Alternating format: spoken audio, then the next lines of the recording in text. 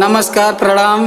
हम सिंगर कमलेश लाल यादव आप सभी लोग के बीच में एक बहुत ही प्यारा राष्ट्रीय गीत लेकर आया हूँ। मुझे आशा नहीं पूरा विश्वास है कि मेरा ये गाना आप लोगों को बहुत ही पसंद आएगा।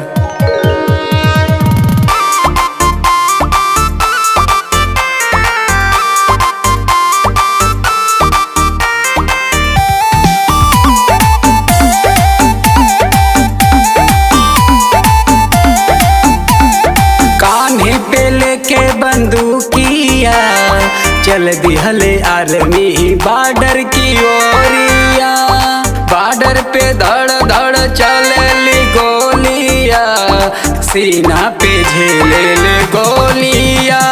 सुनिए भारतवासी एक बार फेरी आर्मी पर नजरिया, तो संग ही चल के दियावल जाई अपने आदमी के सम्मानवा, तो संग ही चल के दियावल जाई अपने आदमी के सम्मानवा।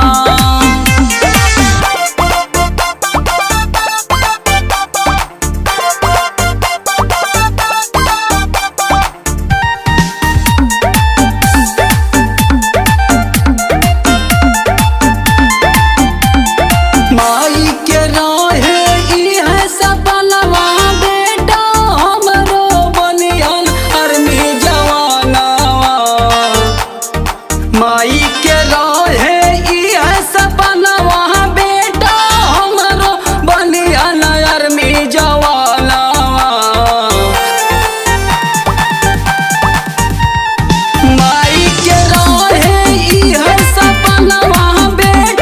हमरो बनियान आर्मी जवानवा, तो पूरा भइल माई के सपनवा बेटा बनला आर्मी जवान। सुनिए भारतवासी एक बार फेरी आर्मी पर नजरिया, संग ही चल के दियावल जाई अपने आर्मी के सम्मानवा, तो संग ही चल के दियावल जाई अपने आर्मी के सम्मानवा।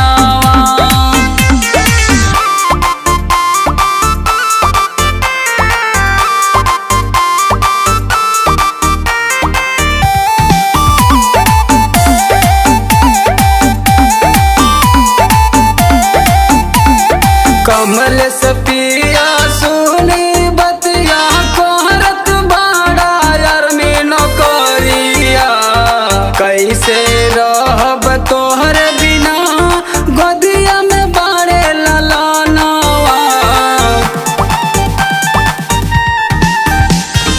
कमल सपिया सुनी बतिया कोहरत बाड़ा आर्मी नौकरिया, कैसे